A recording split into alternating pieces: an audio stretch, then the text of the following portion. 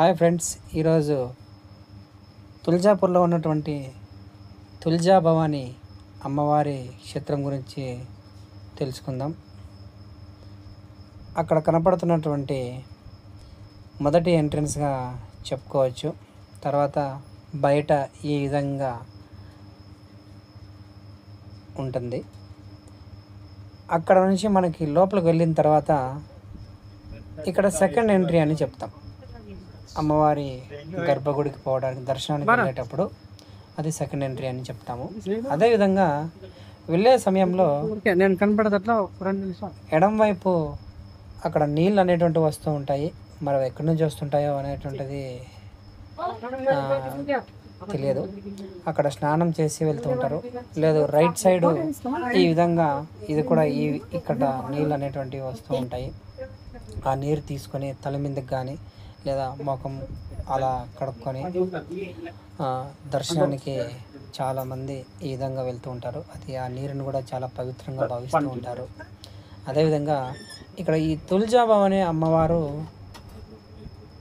లోపలికి వెళ్ళిన తర్వాత పూజారులు చాలామంది ఉంటారు. ఆ విధంగా పూజ అనేటువంటిది చేయిస్తూ ఉంటారు.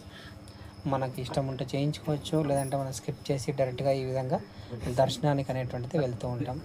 అక్కడ దర్శనం 3 స్టైర్స్ ఉంటాయి.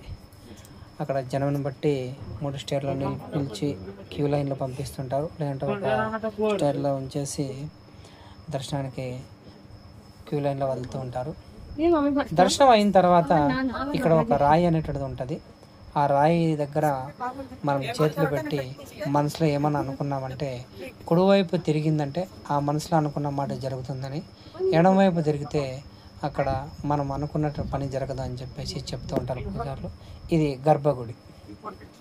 ఈ విధంగా గర్భగుడి బయట ఈ విధంగా ఉంటుంది. పూజ దర్శనం అయిన తర్వాత వచ్చి ఇక్కడ అందరూ కూర్చొని కొంతసేపు అలా బయటికి వెళ్ళడం అనేది జరుగుతుంది.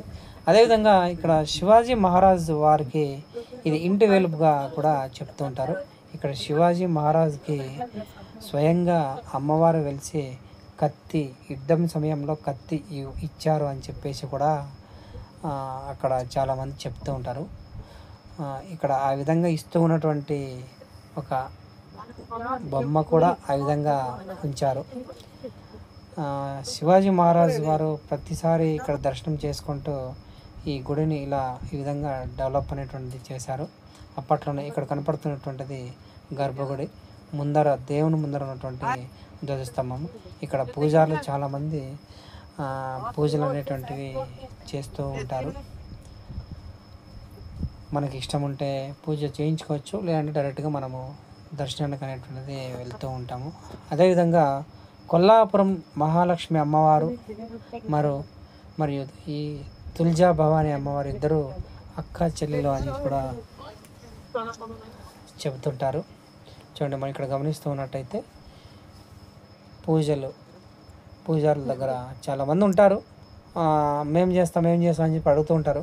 మనకు అవసరం ఉంటే చేయించుకోవచ్చు, లేదంటే స్కిప్ చేయొచ్చు. అక్కడ కంపల్సరీ అయితే లేదు.